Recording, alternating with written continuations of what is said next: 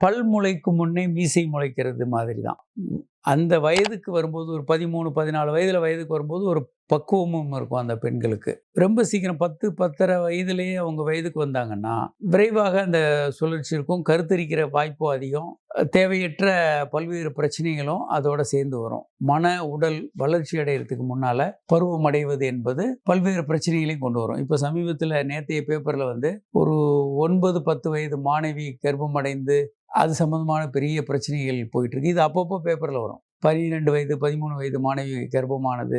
இப்படி நிறைய வந்துகிட்டே இருக்கும். அப்போ இந்த பிரச்சனையெல்லாம் தவிர்க்கலாம். உடல், மனம் முதிர்ச்சி அடைந்த பிறகு அவங்க வயதுக்கு வர்றது நல்லது. ஒண்ணு. திருமணம் எல்லாம் டீனேஜ்ல பண்ணக்கூடாது, டீனேஜ்ல கர்ப்பமாக கூடாதுன்னு WHO வழிகாட்டுதல். 19 வயது 19 முடிந்த பிறகுதான் பெண் கருவுறணும். அதுக்குள்ள கருவுறுவது ஒரு குழந்தை கருவுற மாதிரின்றதான் WHO வேர்ல்டு ஹெல்த் ஆர்கனைசேஷனுடைய வழிகாட்டுதல். அதனாலதான் பருவம் அடைகிறதும் ஒரு 13 வயதா இருந்தா ரொம்ப ஆரோக்கியமா இருக்கும்.